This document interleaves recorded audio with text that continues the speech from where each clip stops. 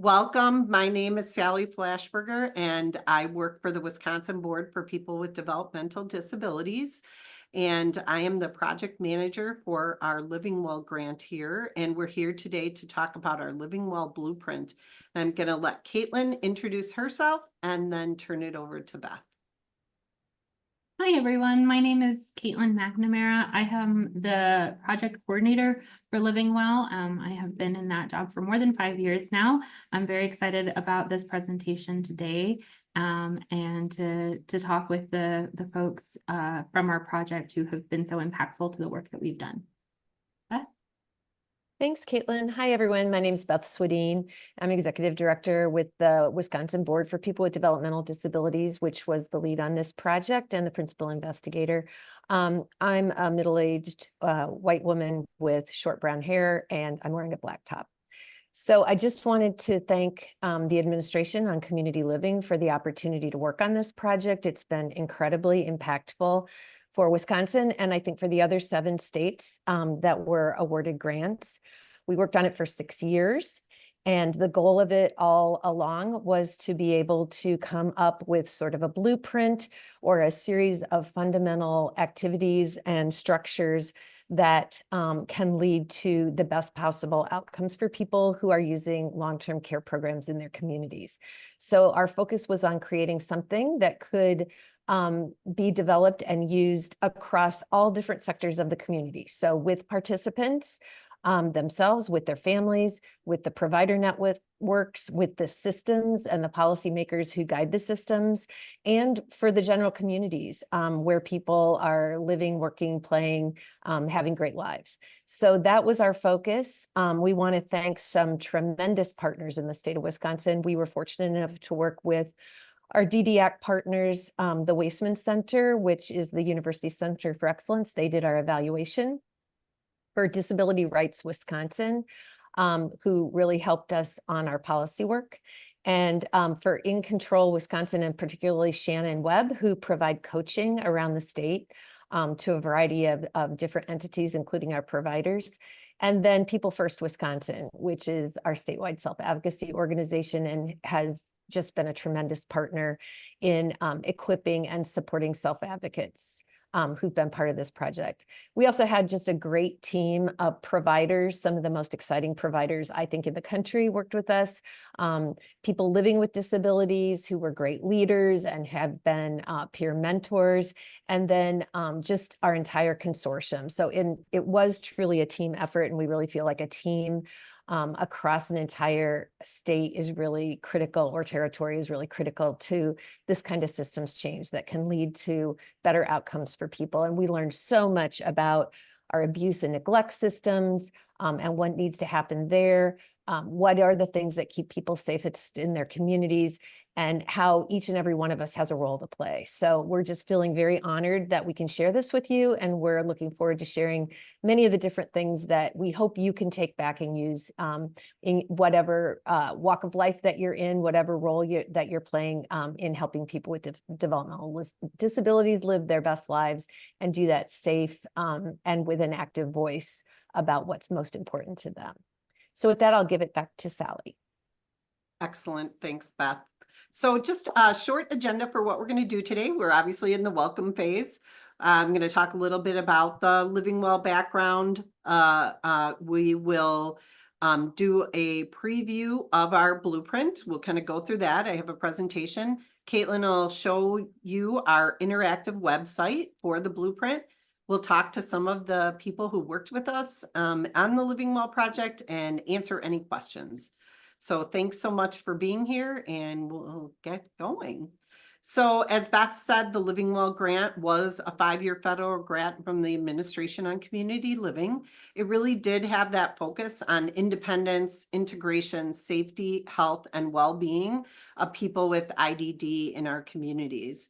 And so the 2 main components were the community monitoring and the capacity building. So every Living Well state was required to focus on these areas.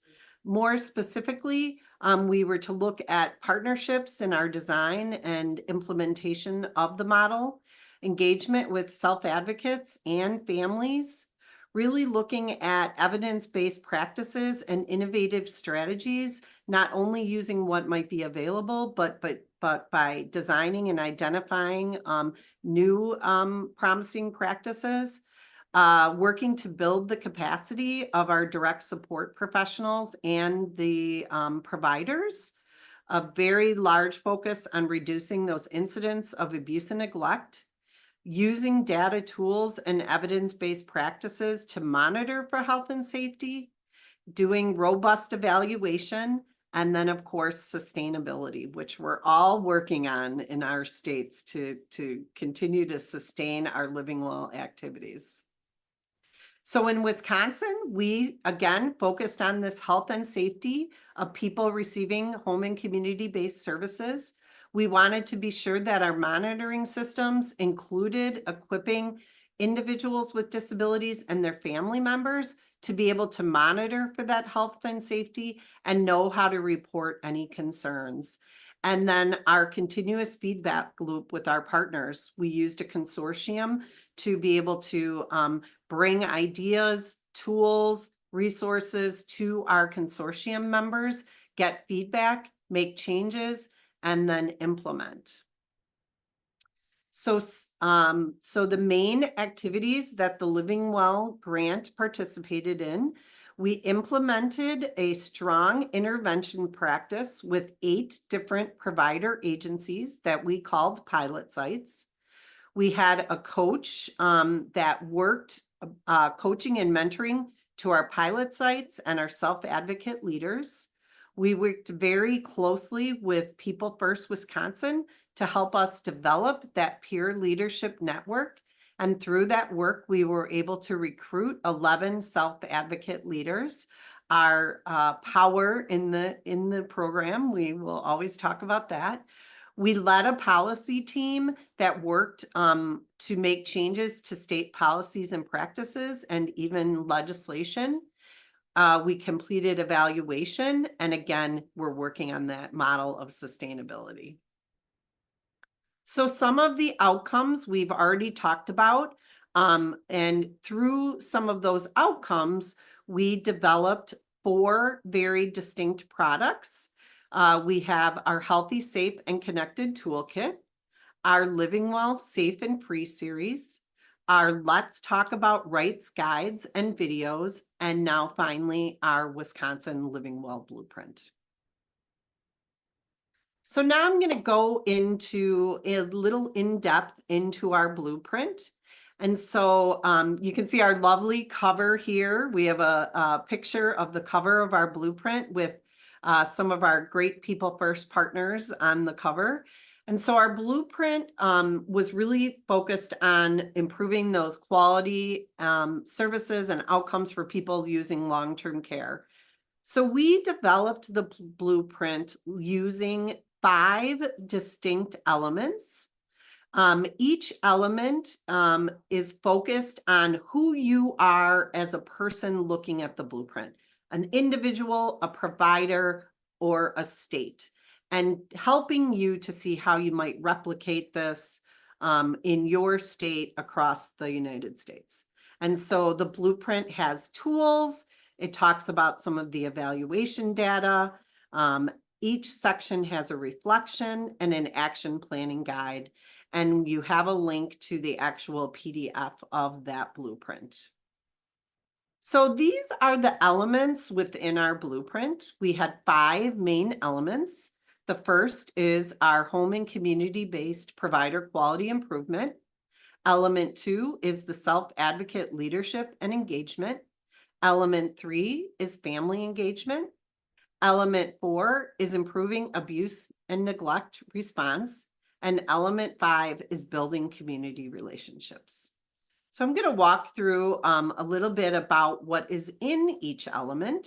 So you can see from our structure, we geared it towards each audience. So the individual, provider, or state. Each section talks about the why, the how, gives you the tools, and then a reflection activity. And so I'm going to walk through each of those sections in some detail, and then Caitlin will show us how great it works on our website. So that first element was really focused on quality improvement. And so from the individual level, we wanted individuals to be able to understand quality providers. And so why is quality improvement important to individuals? Well, it's really important so that our HCBS providers are meeting their needs, working to increase their independence and quality of life, and really give them choice and control over the services they receive. For the provider perspective, it's really important that we're having high quality person-centered care, that we're meeting all the standards and guidelines to ensure that service quality, and that we're building trust with individuals and families. From the state perspective, this quality improvement is really about compliance within our federal regulations, thinking about the health outcomes for individuals and how to integrate them into the community. And of course, very important to our states, how to have a cost-effective, high-quality service model. So each level, we talk about what is it important for the person, the provider, or the state. So at the individual level, we really wanted people to think about providers that are focusing on self-advocacy, self-determination, their person-centered plan, and their health and safety. Each section has a tools section. And so one of the tools that we used with individuals was the Council on Quality and Leadership Personal Outcome Measures. So this tool focused on an interview between a person with a disability and one of the certified POM interviewers to really explore information about their lives across 21 different categories, thinking about what is important in their lives, what things are already present in their lives, what do they want to achieve, and then really be able to think about their individual goals and dreams. And so sometimes we learned a person wanted to live independently. A person wanted to have a boyfriend or a girlfriend. Even as simple as learning that the person didn't have a cell phone and really needed that in their lives. So these are the types of things that an individual might look for in a quality provider, that they offer these types of learning opportunities and planning tools. From the home and community provider level, quality is thinking about that continuous improvement, providing education and training ongoing to staff, and focusing on community engagement. Again, we have all these tools for providers. One of the tools that we developed and used with our providers was the self-assessment tool. So our providers did self-assessments at the beginning of the grant, the middle of the grant, and the end of the grant. It assessed 10 different areas, including person-centered planning, health and safety, quality assurance. We saw improvements over the course of the grant where they had improvements in quality assurance and improvements around health and safety. So through the work of the grant, we really were able to show that our Living Well agencies had improvements in those areas when they were completing that self-assessment. And again, looking at each element for quality services, this is at the state level. So the state really prioritizing things like an adequate provider network, evaluation of quality, ensuring rights assessment and education, innovative funding. We had a lot of innovative funding through our ARPA grants.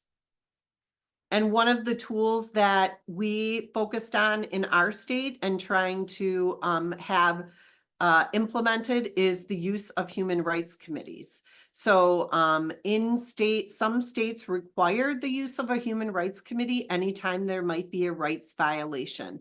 And very important with our new settings rule that we may need to have procedures in place to make sure that people's rights are not being violated, not only within the setting rule, but within all of their human rights. So that's something is a great tool that could be used by states.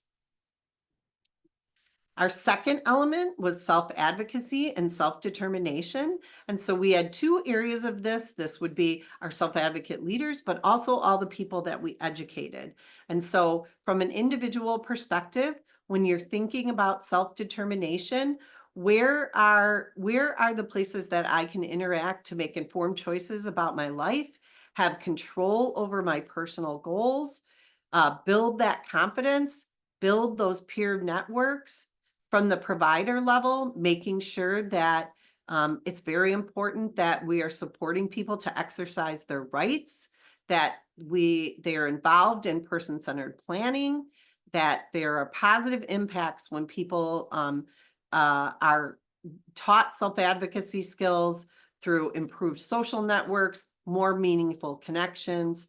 And at the state level, very important that individuals have a voice, that they are aligning services that work on self-determination, and that we have those good strategies around inclusion. So from the individual level, this speaks more to our self-advocate leaders and what people who want to be leaders need. So they need that explicit training on self-advocate skills in the workplace. They need specific leadership training. They benefit from coaching and mentoring ongoing as they are becoming more and more engaged in the process around services. Some of the tools that we use in our state is really thinking about that partners in policy making. So we run a robust partners in policy making training that really prepares people to talk to policymakers about what is important in their lives.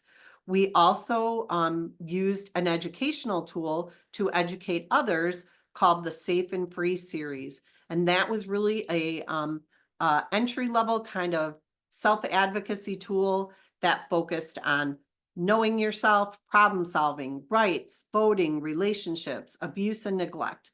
So all of those were tools that we used with individuals to increase their self-advocacy. From an agency level, we need agencies to be conducting better assessments to learn about people and what do they need in their lives, providing training and education on self-advocacy and human rights, and creating more opportunities for leadership within their own organizations for people with disabilities. So some of the tools that we used there, our providers implemented our Let's Talk About Rights guides. Our Let's Talk About Rights guides was developed in collaboration with CQL. They developed our provider guide, and then we went on to develop our self-advocate and family guide. And so providers educated not only their own staff, but they also educated self-advocates and family members using the rights toolkit.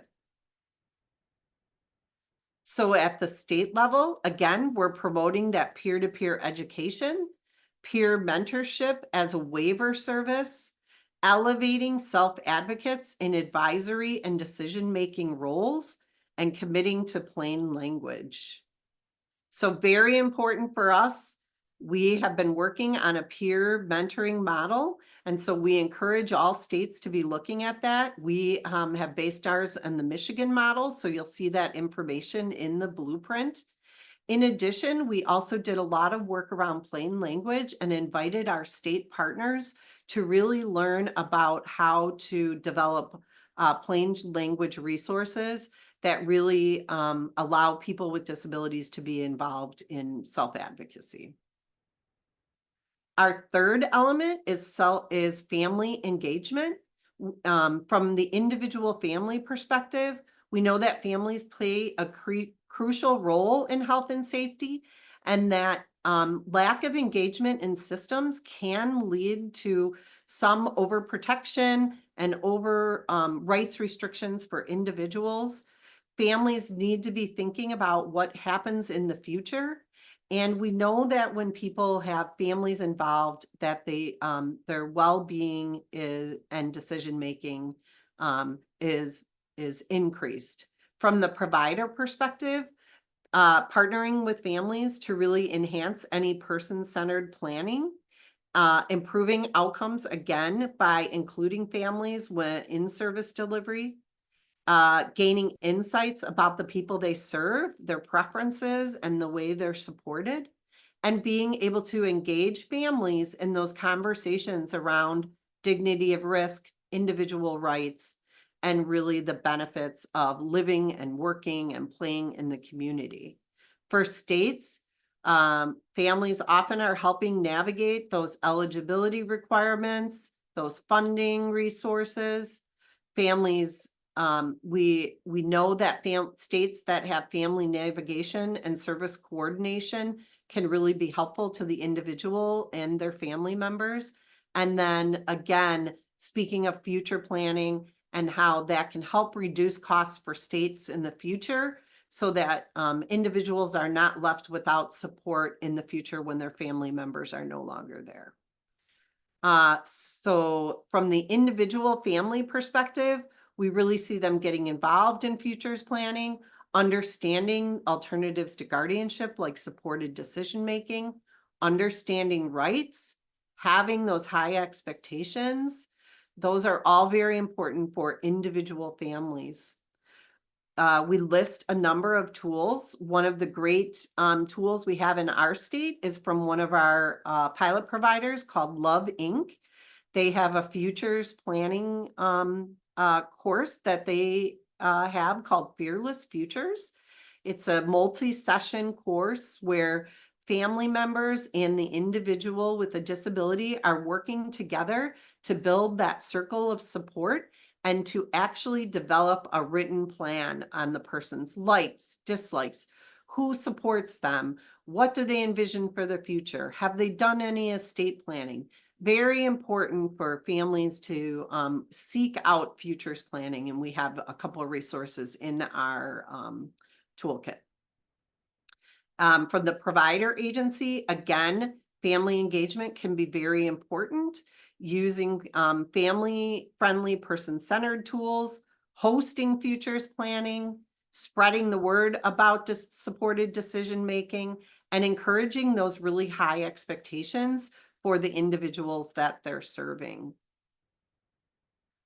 Again, we really saw great success with the providers that used our Let's Talk About Rights guides with families. Many families reported that they had not considered all of the rights. We have 17 rights in our guide, and families did not think about all those rights and really appreciated the opportunity to have the language to be able to have the conversations with their family members. We had one family share in a focus group that their parent had died. This was the sister, and the brother was now being taken care of by the siblings. And the parent had always made the individual go to church. And after this rights training, the person with the disability reported to their sibling, "I don't want to go to church anymore." And they thought, well, why are we making the person go to church if that's not what they want in their life? So it's those small conversations that have a big impact. Again, from the state level, encouraging family engagement, putting families on boards, creating a family navigation tool in our waiver services, involving families in community groups, advocating for new policies that protect family caregivers, encouraging that supported decision-making alternative. And so in our state, we really have been working hard to encourage supported decision-making as an alternative to guardianship. And so we continue to work with the state how to push that information out about our law in Wisconsin. It's been several years, but we're still making headway, and the state is working with us to do that. In addition, we're asking that future planning be added to our HCBS waivers, because it's a very important piece that is missing and we need funding for individuals to be able to participate in that. Our fourth element is the abuse and neglect response. We know that people with disabilities are subject to higher rates of domestic violence, sexual abuse. We know that people tend to be safer when they have friendships and relationships. They know their rights, they're making their choices, and they're out in the community. We know that providers have interaction with people with disabilities on a weekly basis, and they can really be there to be the first eyes and ears and to prevent potential abuse and neglect. They can recognize those signs. We know that providers need to have strict protocols to protect people from abuse and neglect, and they can promote safer environments for all individuals.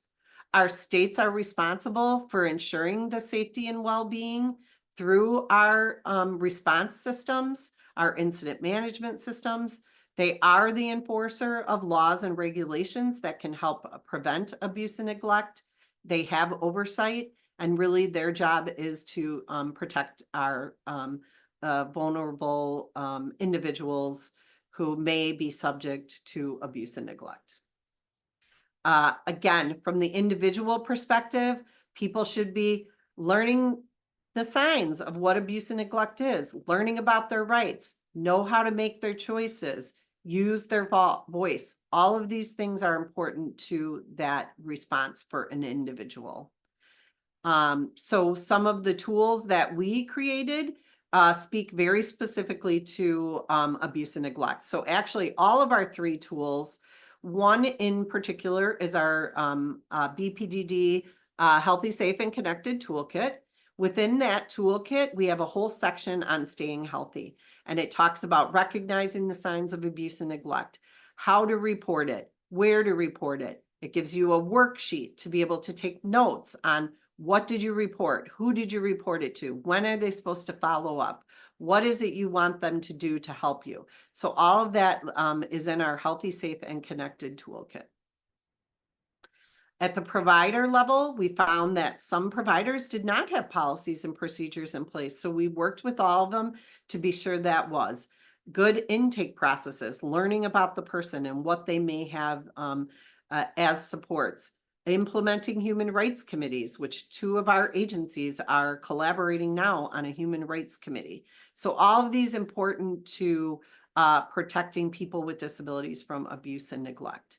And so one of our providers, someone who's going to join us today, they used the Elevatus Healthy Relationships and Sexuality curriculum. So several of our self-advocate leaders went through that, but they also trained individuals that they work with. And we often know that people with disabilities, especially people with IDD, do not often get that type of training. And so that puts them at risk for abuse and neglect. And so the provider that we worked with had multiple people trained. We were able to train one of our other providers to be a trainer. And so this tool was used to train a number of people across the state. And we recommend that as a great tool to be using. Again, from the state perspective, lots of things states can be doing. Community engagement, enhancing reporting systems, policy reviews. Obviously, we all need more funding to protect people with disabilities. So these are just a few of the areas of how states can really look at their abuse and neglect response systems. For us, we really focused on our incident management systems in Wisconsin. And a tool that we used was the CMS Incident Management 101 training. And we adapted that into an analysis tool and worked with our state Department of Health Services, our managed care organizations, and our self-directed organizations. And really, it's a best practice tool to see if these provisions are in place in your incident management system. In Wisconsin, and I'm sure other states, we were very lucky to get a very large influx of ARPA money.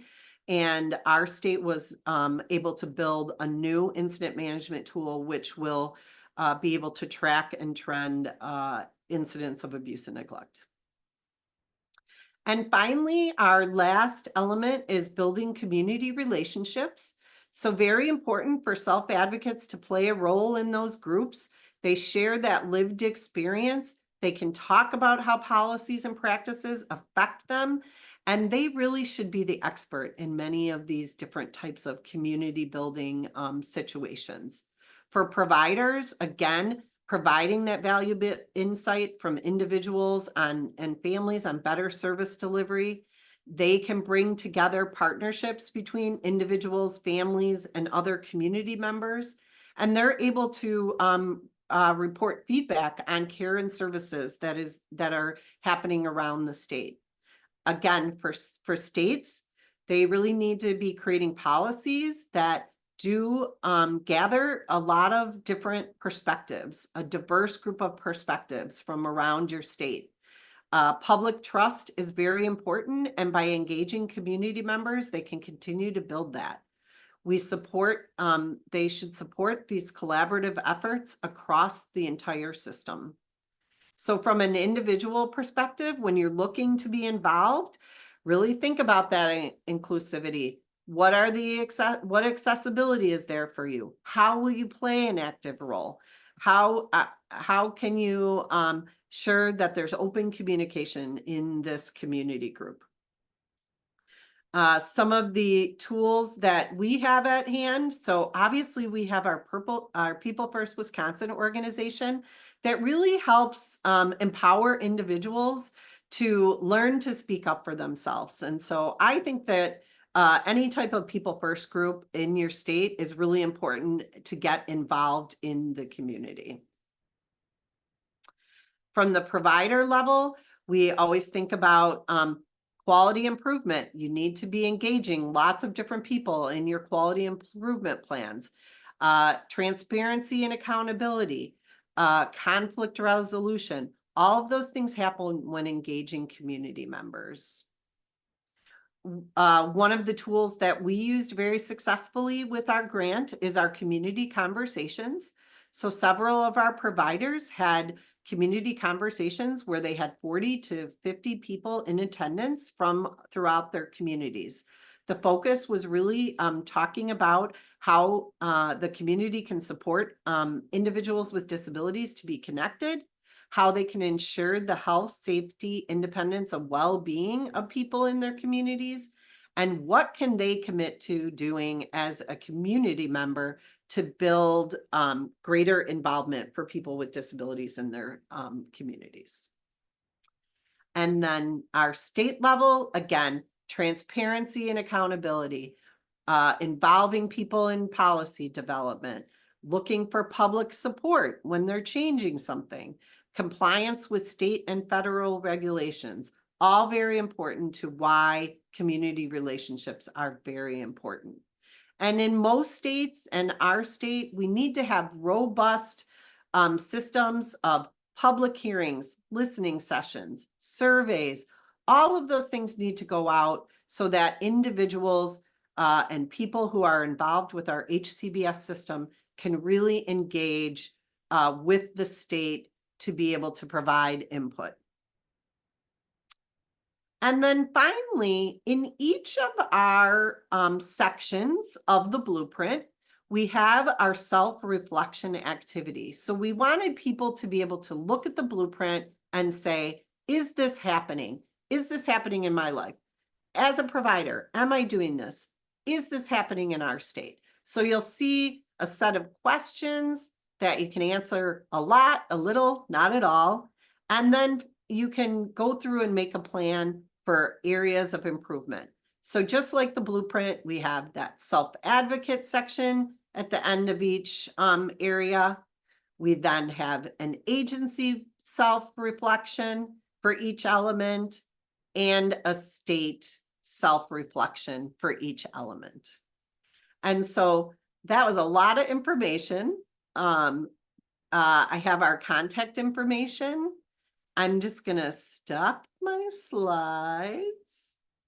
And I don't think we have any questions Yeah. at the moment? There's a question. Okay, So it's in the chat, not in the Q&A. That's okay. But Robin asks, how can we make sure that the people that effect policy change, respectively, et cetera, are aware these programs need to continue to be funded well?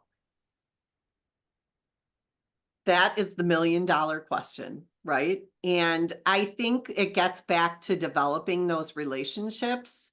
So I think over the course of the 5 and 6 years that we've been working on this, we really continued to involve our state Department of Health Services to be sure that they understood about the importance of all of the elements. And so we will continue to do that work.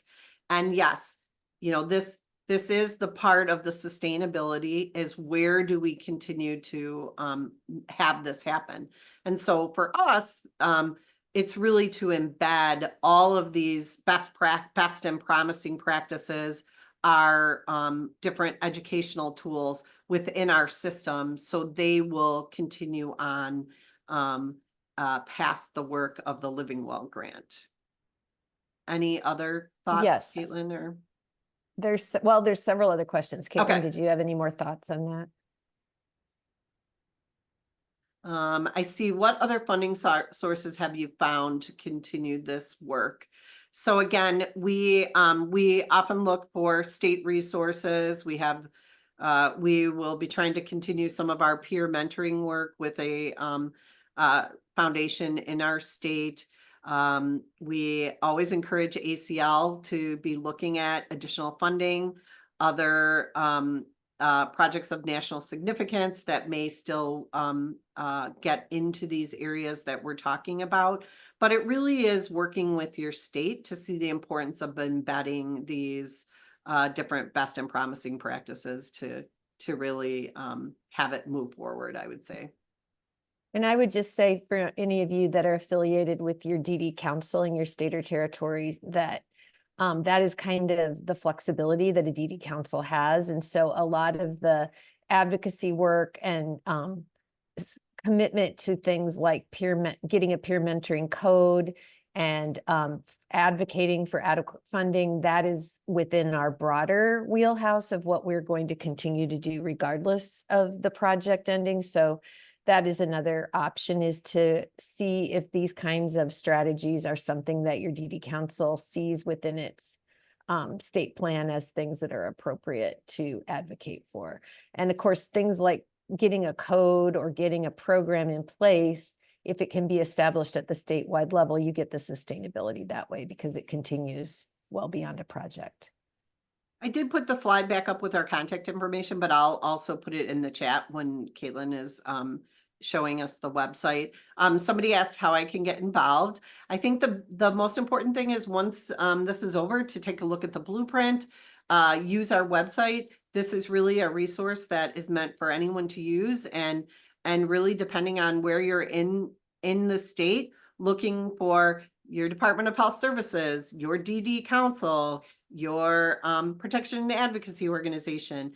If you have a self-advocate organization, I think those are areas that you want to be looking at. Julie Stren says she's one of our pilot providers. She said some services have been embedded into the waiver services as ongoing, but others need to be explored with local foundations to continue the work. And Julie does a great job of finding funding in her community. And so maybe she'll talk about that when we get on the panel in a little bit. All right. I think we'll wrap up that part, and I'll turn it over to Caitlin.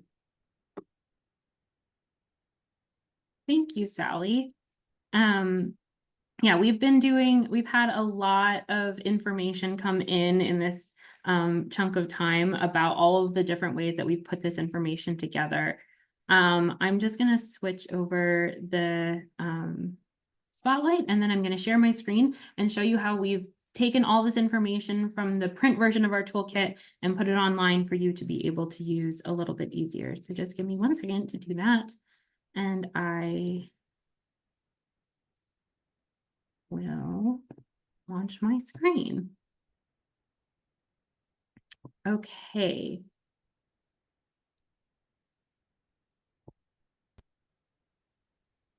Oh, it's got these boxes. So let me just hide everything so nobody can see all of my controls.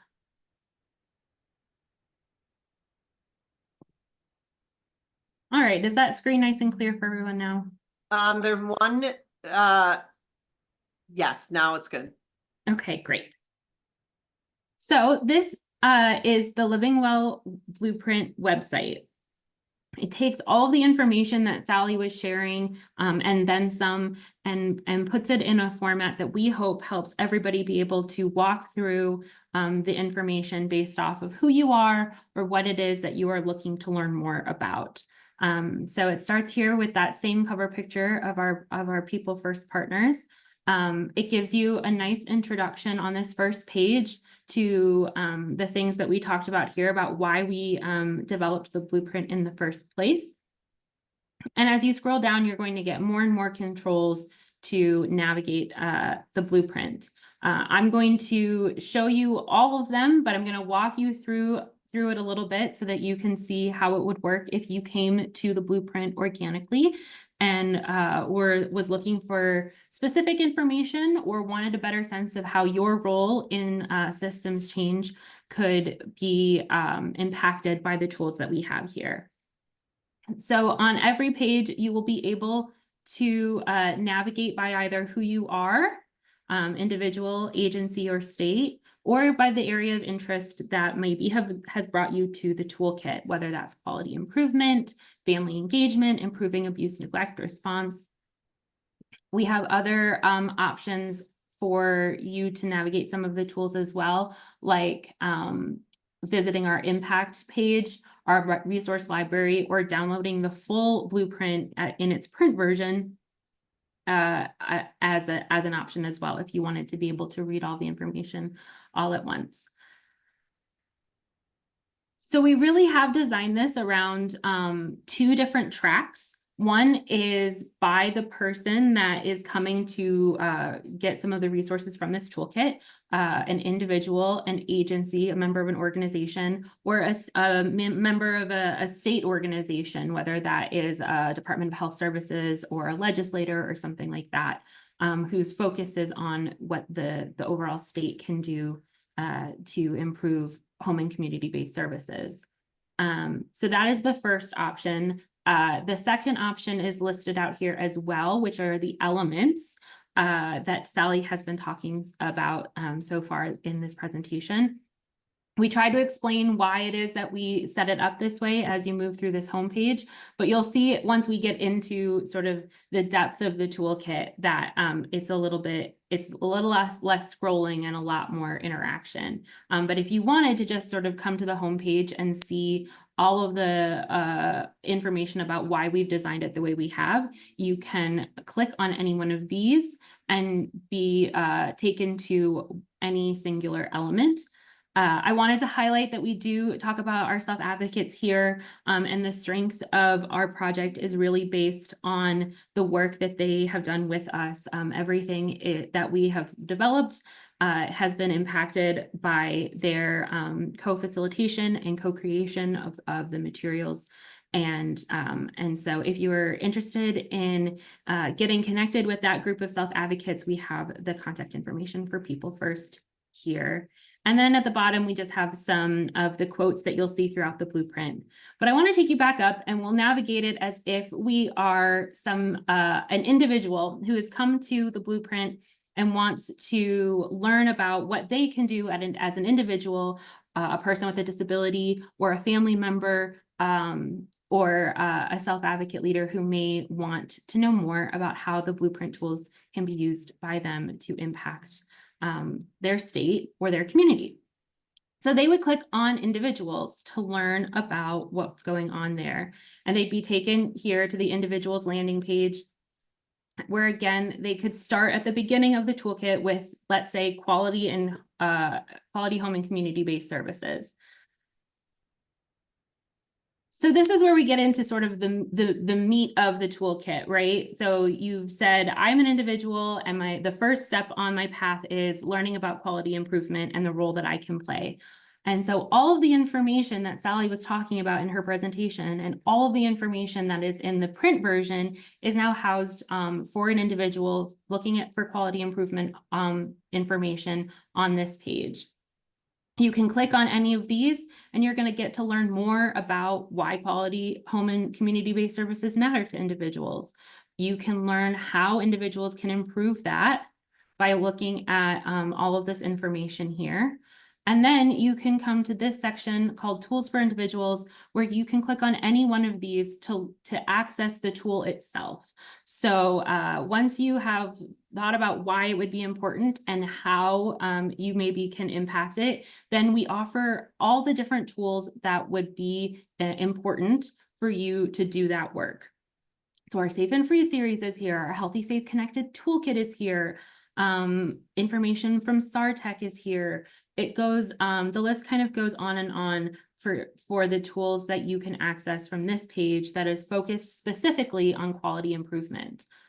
And then underneath that, we have the download link for the reflection activity. So I'll show you, I'm hoping this works. I'll show you what it looks like when you open the reflection activity. You are able to see that very tool that Sally was showing at the end of her presentation, where you can follow along then within that section and say, oh yeah, I do, I think a little bit is where I have had this before, or you know what, not at all, or oops, not at all here, or not at all here, and start to build your own tool and then download that so that you can build your action steps right from the toolkit and blueprint itself. There are other features on this page, on each one of these pages for self-advocates. So sometimes it'll be a quote from a self-advocate leader. Sometimes it'll be a video of something that we feel is indicative of or important for the person who is navigating this to know.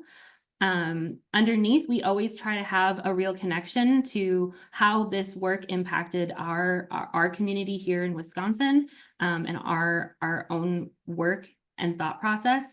And then this is the sort of booklet style or choose your own adventure part of the website, where you then get to decide, okay, I'm an individual and I want to keep learning about what I can do in the different elements. Or, and I'll show you this in a little bit, you can decide, I want to stay in this quality improvement, but I want to know what other people need to be doing in order to work on quality improvement, not just the individual. If you want to go back to the home page, that is also always an option. But for the sake of this walkthrough, I'm going to pretend that I am an individual, and I am going to continue to look at the different elements for individuals. So it's going to take me to the next element, which is the self-advocate leadership and engagement element. And you're going to see, I won't open every single one of these, but they're laid out exactly the same way. Why, how, tools, the same way Sally described earlier in the presentation. And then that reflection activity that you can download and fill out and have as you work towards your own action plan. Again, you'll see, you know, this is another video from our self-advocate leader, Christy. We've got a different connection to the work that we have done and the people that we worked with. And then that same idea, you can still continue to choose the next element for individuals, or you can start making different choices here if you want. But I'm going to show you that you can just keep chugging along. And you'll know that you've stayed on the same track because all of the tools and pages for individuals are going to be coded blue.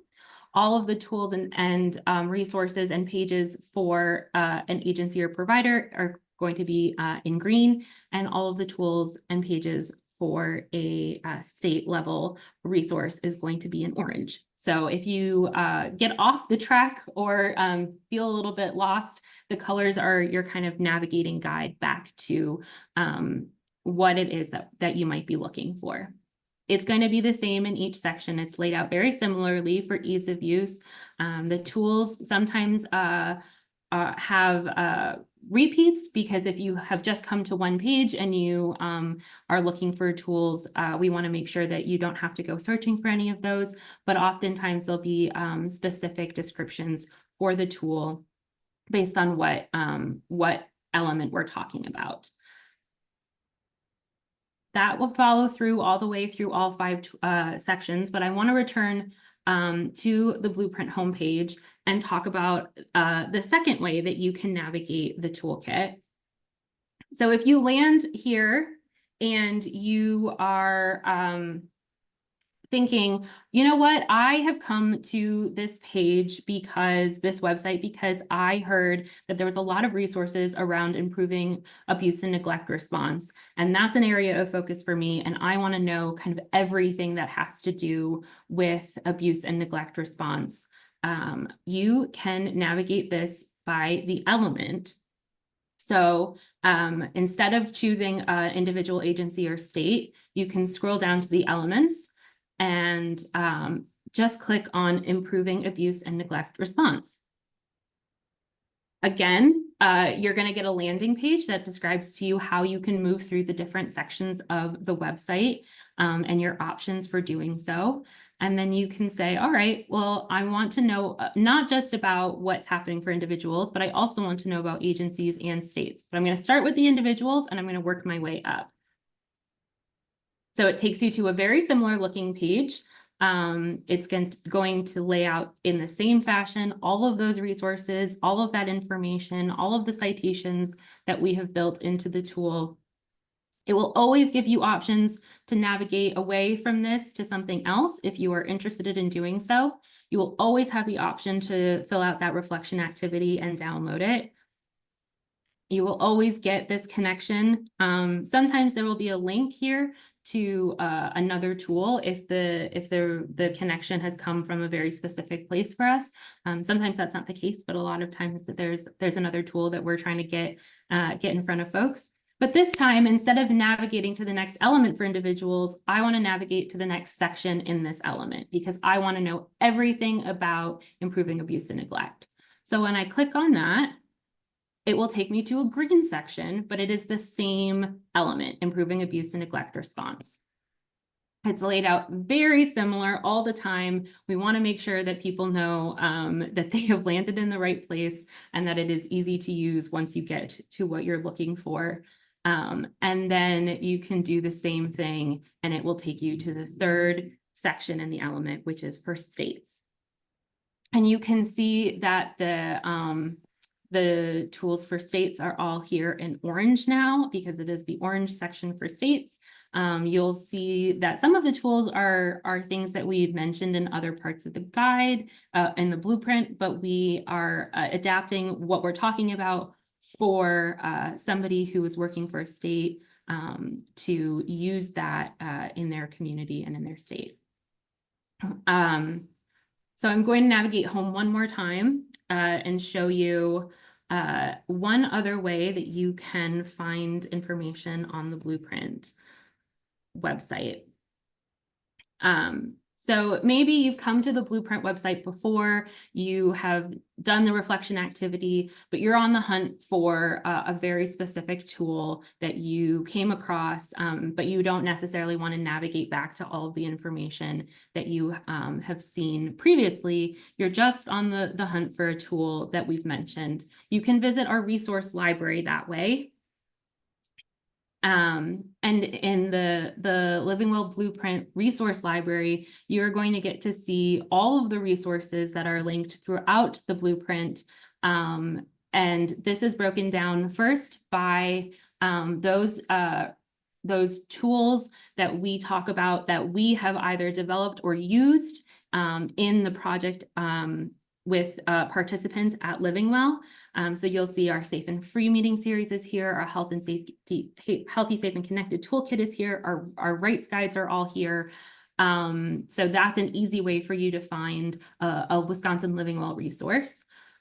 You can get connected to any one of the partners that we talk about through the course of the blueprint. So whether that's a pilot site who has been doing work on peer mentoring or abuse and neglect prevention or consortiums, you can get connected with one of those pilot sites and find out more from them about the work that they did or what's going on at their provider agency. that you can be involved with. We have the partners that we collaborated with across the project who aren't necessarily our pilot sites, but are incredibly important to the work that we've done. If there are resources from another Living Well state, we have those linked here as well, so that you can find out what other states who have done similar projects to ours were able to put up for the public to use. And then all of the other resources that we have are listed down here.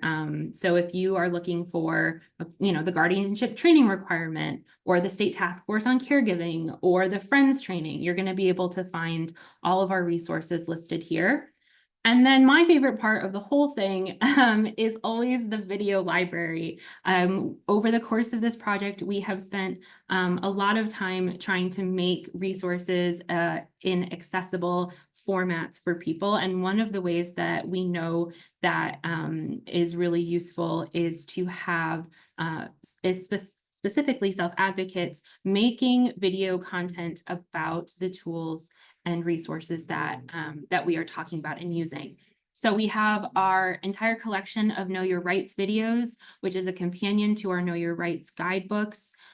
We have a lot of videos that we have done in collaboration with partners as part of Living Well, whether that's other webinars that we have done, our Living Well Wednesdays, those are all housed here.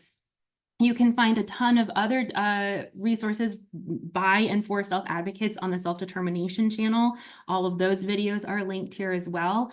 And then the last playlist is the Living Well Consortium videos, where you are able to see some of the panel conversations and highlights from the many consortium meetings that we have had over the course of the Living Well project. We have had several self-advocate leader panels. There are provider panels and some really good conversations about how the work came to be and the motivation behind all of it as well. So there are a lot of different ways to get information out of this website. It is a living, breathing thing, and we're finding new ways to support it all the time to make sure that it is the most user-friendly as possible. But we hope that by laying it out in this way, where we really break it down and give you lots of options to navigate to new information, it makes this very large amount of content a little bit easier to digest and to, take in pieces. You can come and take a look at just one section at one time and come back to it and find your way through again to something new that you want to learn, or to finding one of those tools that you want to try in your own community. I think I'm going to stop there and ask if there are any questions or any feature of the website that anybody would like me to. Yeah, there's a question in the Q&A, Caitlin, that speaks to what you were just talking about usability. The question is, have you tested the navigability and accessibility of the site itself with individuals with IDD, and also related, noticed some of the links send you off site like to Love Inc. Have you tested the navigability and accessibility of those partner sites? Yes, so we have been working and we intend to do more usability testing with self-advocates. We took a lot of direction from the usability and navigability that they talked about needing. There's alt text on pictures. There is, high contrast. And the text is always of a certain size in order to be accessible. And so we've done some. We intend to do more to make sure that any confusion is sorted out. We haven't necessarily done audits or testing of our partners' websites, though one of the priorities of the Living Well Blueprint is to, as much as possible, have content that can be stored internally, that we can then review and make sure it is as accessible as possible. That's not always possible, but where it is possible, we are trying to make sure that we have we can ensure that there aren't broken links and that people aren't getting sent off in on an adventure somewhere else, but that we can at least keep them here. And if they have questions, people can always reach out to us, and we'll always work on improving it as well. Do you want We're- to talk? Do you I want was to gonna talk real quick for Caitlin about just quickly about what the accessibility audit we're going to do as well? Yeah, sure. So we have worked in the past with some folks to make sure that the usability for, in particular, for those who are blind or have a vision impairment, are able to navigate the website with voice recording, screen readers, that the contrast options are high. And then based on what they may come back to us and let us know about its usability, there are some add-ons, plugins, things like that we can use that help increase contrast or change font sizes or things like that in order to make it even more accessible. But we're going to defer to their expertise on what it is that will increase that usability for folks. Yeah, I was going to add, one of our great self-advocates brought to us a tool that the ARC uses on their national website. And so we are investigating those plugins for additional accessibility tools that anyone can access. Yeah, and if you're interested in getting the print version, the PDF version that is on here as well, it'll take you to a page that looks like this, and you can download the PDF version. It's all the same information. It's similarly laid out, but it is, something that you can print a section of or work through on a PDF reader if that increases, your ability to zoom in or change things that would make it easier for folks to use. All right, I've hidden my controls as a way to Oh, do you want me to stop your sharing? Yeah, so if you could just force me out for a second, that would be No problem. fantastic. If I could figure out how to do that. How do I stop your sharing?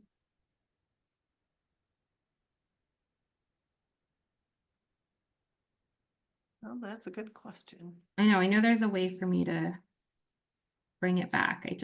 I'm unable to see it. All There- right, you did it. Awesome. All right, well, thanks for hanging in there. We still have 149 people on, so we haven't lost too many. We're very excited. We are going to talk to one of our providers and also one of our self-advocates. Our representative from People First, Cindy, she was not able to join us. She had something come up today, personal, so she wasn't able to join us. So Priscilla, if you want to turn your camera on, I think we'll get started with Priscilla and Julie. So just very excited to have two of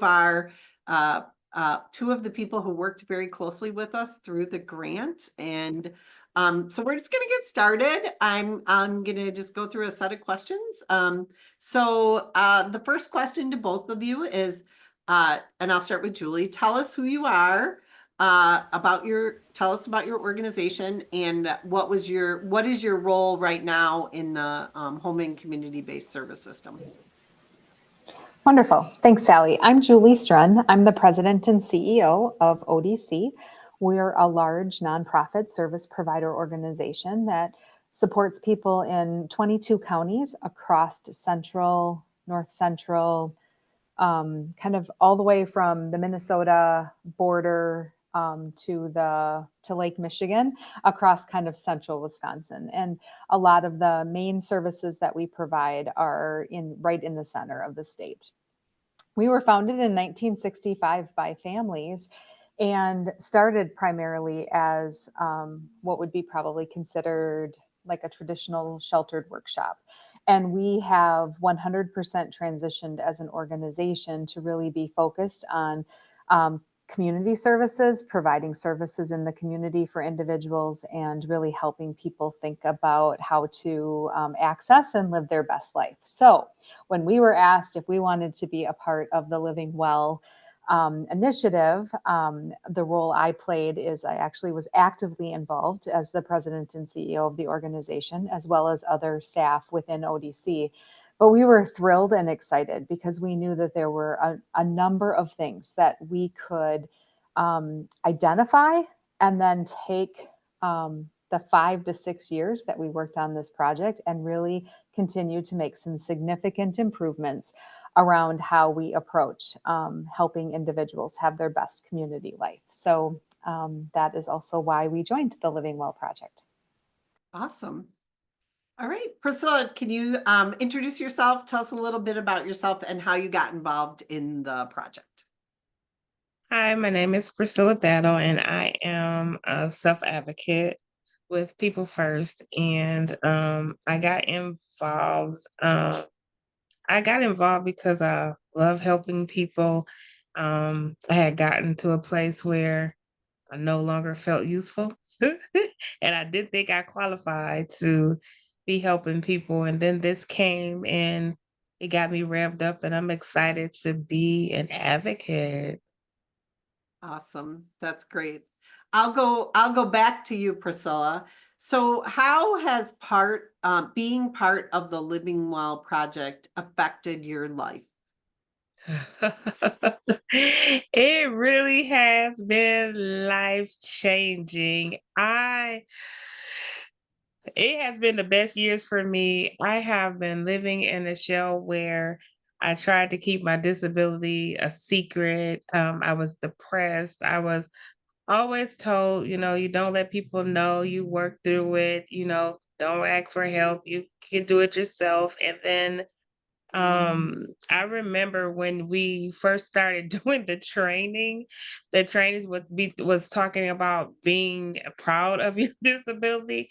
And I would have my camera off and I would cry through every section and I would not talk or go through the process. And then there was a time where they were so encouraging, and I would do the writings, I would do what they suggested, and coming out of that shell and actually going in front of people or saying that I am disabled and there is something wrong and I do need help.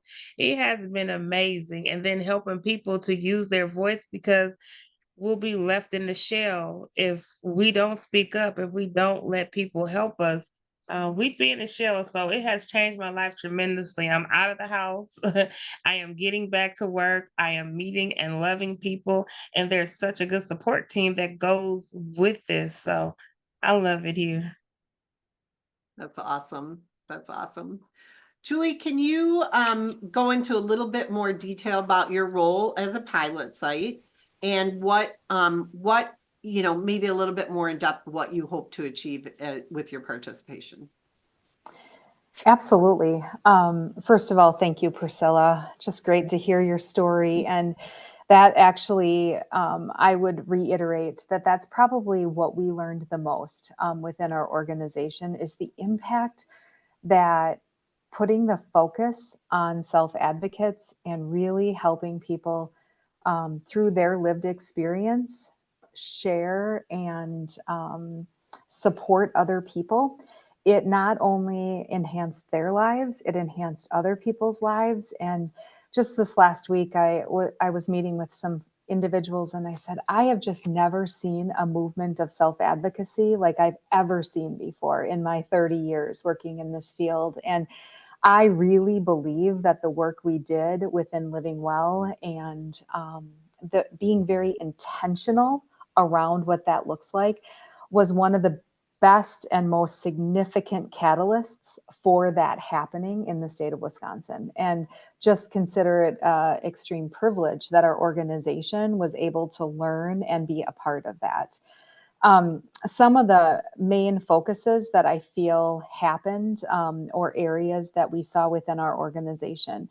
It was mentioned earlier, the self-assessment. I think that both the self-assessment and the self-reflection sections as an organization, sometimes when you engage in that, it's about, okay, how can we check yes, right?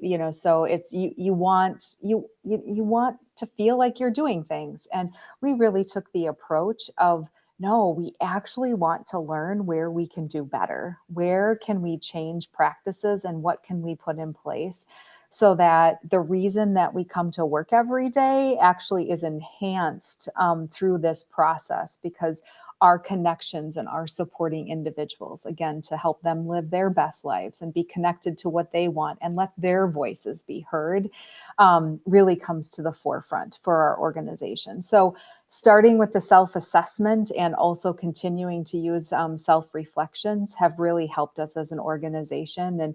And certainly our goal is not to necessarily say yes to everything, but to actually figure out and find where can we be better, and then how can we put things in place to move that forward. From a self-advocacy standpoint, completely changed who we are this last 6 years. Again, we were on a path to a lot of transformation and really looking different as an organization. But the focus on rights, the impact it's had on all of our employees by embedding a different way to think about and train staff and just how we talk every day. I'll never forget, employees actually came into my office after some of the rights trainings that they went through in tears. And they're like, I didn't mean to take away someone's rights. I didn't realize what I was even doing. And so it was this recognition, and through staff recognizing it, through training, and individuals we support recognizing it. Oh, you mean I can have a cell phone? I can have, I can choose what I want for my snack out of the, like which soda I want out of the soda machine. As simple as that to really major life events in people's lives. We learned a lot through implementing PALMs, also talked about the PALM surveys and how the PALM surveys really helped us, again, ask the right questions so that individuals could think about, oh, like I could have that in my life. That's possible. Like that's something that, and then really help and walk through how to support them in asking individuals that maybe in the past they were a little fearful to say, hey, can I have a smartphone, not just a flip phone? Like, can I have, and really help move that through. Then also recognizing where some of those barriers were, and families that absolutely just love the people that they're supporting, and their intentions were great in regarding it, in regards to wanting just to support people well, and really listening and then figuring out, well, why are they fearful and how can we help bridge that gap and have those conversations. We have, as an organization, been able to create so many leadership opportunities for individuals that, historically we supported. Now now they're employed and they're actually supporting and sharing that lived experience with other people.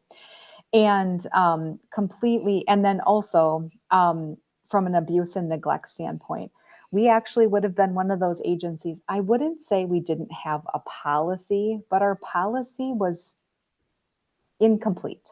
It wasn't clear. It wasn't staff, staff individuals we supported.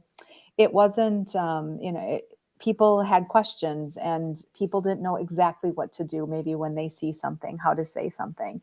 And so we created very clear policies around it. We created really great training around it. We created an environment that it's not just okay, it's what we do to speak up and report and share things that we see, and also have recently launched a human rights committee with another service organization, which I actually think launching a human rights committee is one step of crazy huge step within an organization, but we actually are doing it with another agency.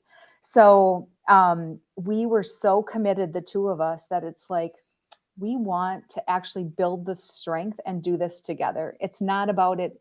It's not about us. It's not about being an agency, but it's about how can we come together and support each other and really create the culture that when something doesn't feel right or we think we could do better for others, we actually want to blow it up and have the conversation about it, right? And we want to help support that, and we want people in our communities and individuals we support and families to be a part of that. And probably the most absolutely exciting thing that we've done and that we're really in the next phase of embedding within our organization is launching our peer mentoring program and hiring individuals to really provide that lived experience. So we're very, very, very excited about that and excited about what that has to offer. Priscilla is one of those great peer mentors. So Priscilla, from your perspective as a self-advocate, what lessons have you learned from the project that you would want to share with others to make a difference in their communities? So what big takeaways do you have from the project that you've been involved with? And maybe talk about some of the education that you've provided to different different people, the rights training, the safe and free. Yeah, so one of the main things that I have come to realize is even more important than what I thought, that teaching people to have a voice and to speak up for themselves is important, because for one, people don't know there's something wrong, but they don't know what you want until you say something.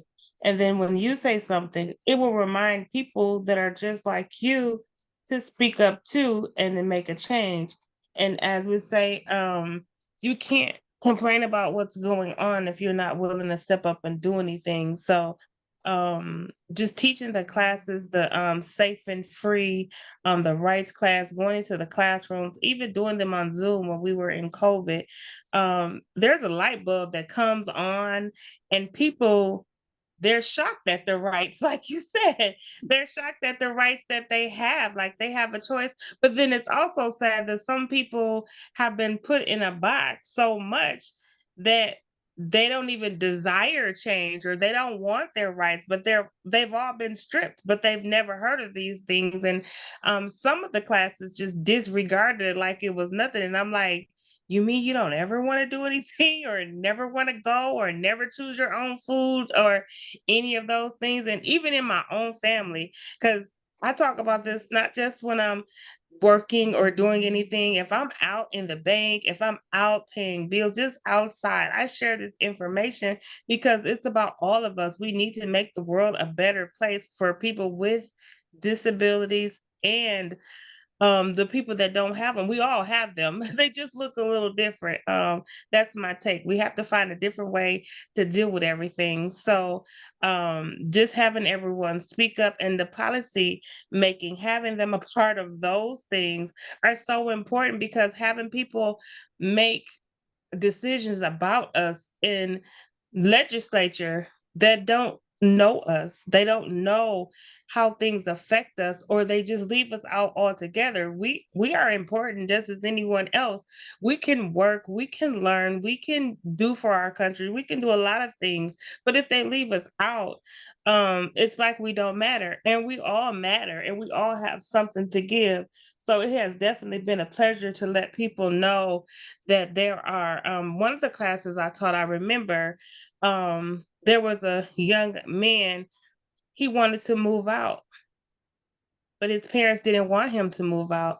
It was not a thing. They didn't think he would be able to survive or do anything. And the day center he was going to, they were supportive, but it didn't go over so well until having the conversation and hearing us say that it was okay and take a chance. And sometimes we may fail, but you get up and try again. But you can't do anything if you don't go out there and try it. It's okay to keep trying and to do, but asking for help. There's so much help out there for us. And if we don't pass the word around, nobody knows. I didn't know.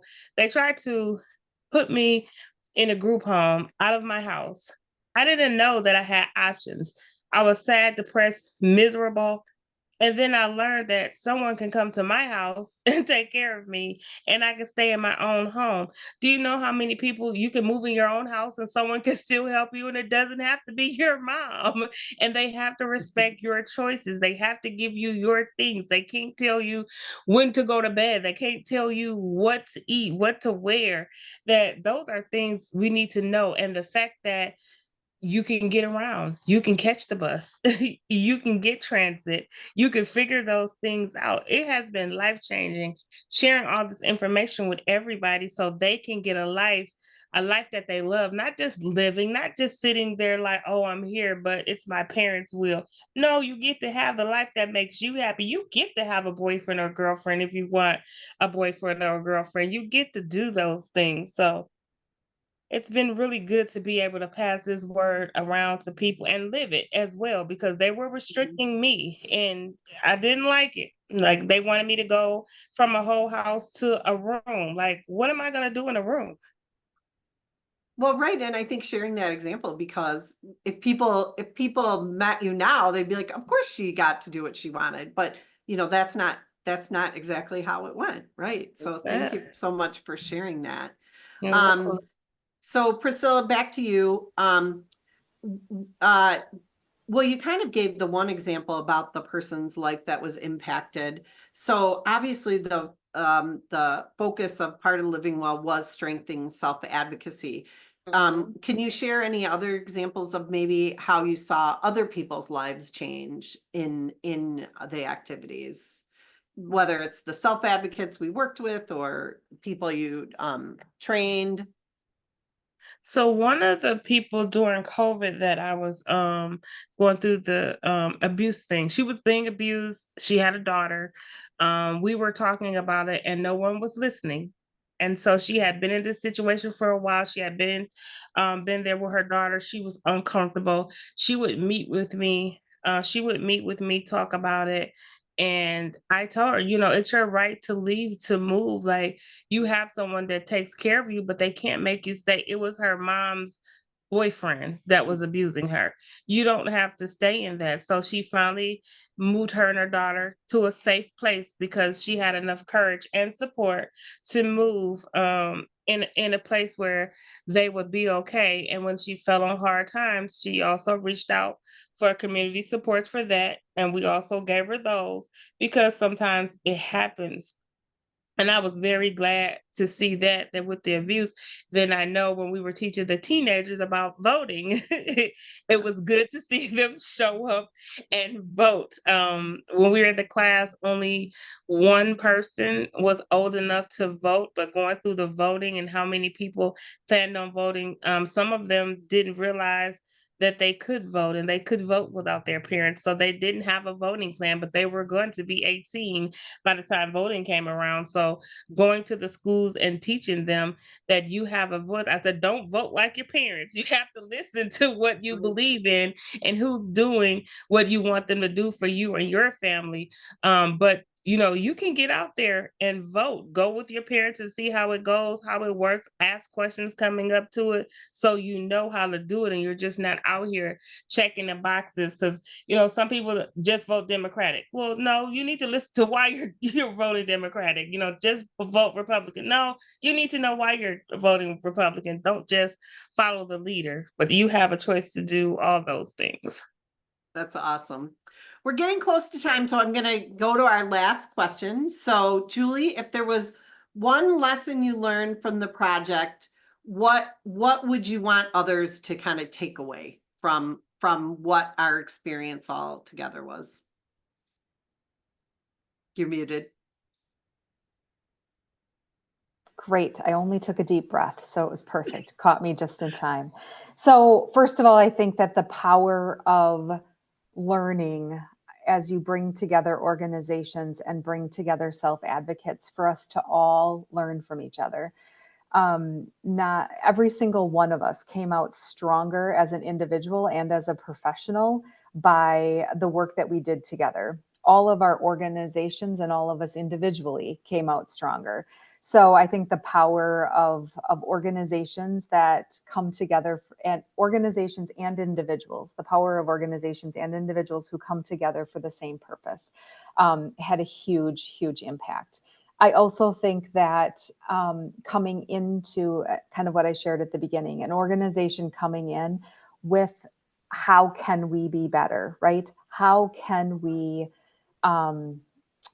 support individuals, again, to have more connected community lives that match what matters to them in their lives? How do we help individuals even know what matters in their lives? And we would say as an organization, it really boiled down to the power of someone's voice and the power of individuals knowing what their rights are. And when those two ingredients come together, you just can't even stop the movement of what can happen and the impact that that would make moving forward.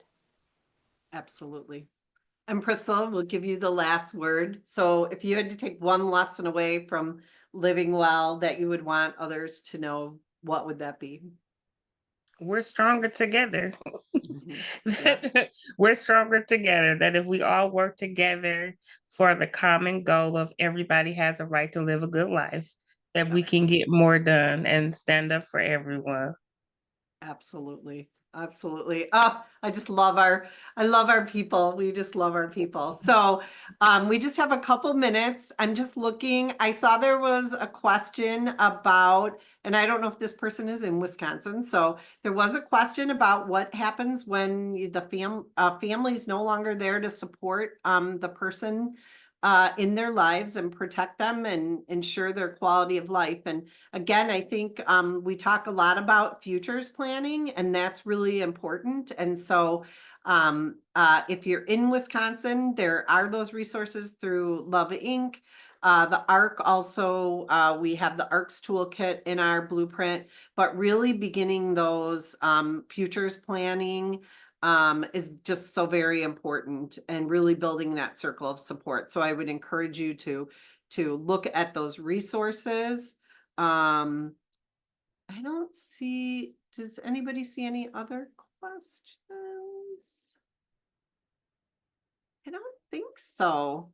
When you finish, there will be a survey. So we would really appreciate it if you would fill out our survey.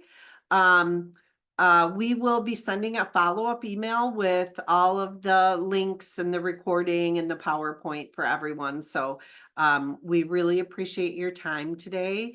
And thank you so much to Caitlin and Beth and Julie and Priscilla, all of our interpreters. We really couldn't do it without you. And I'm just so proud of all the work we've done. And thank you so much for joining us today to learn about our project. Thanks a lot and have a good afternoon. Bye-bye.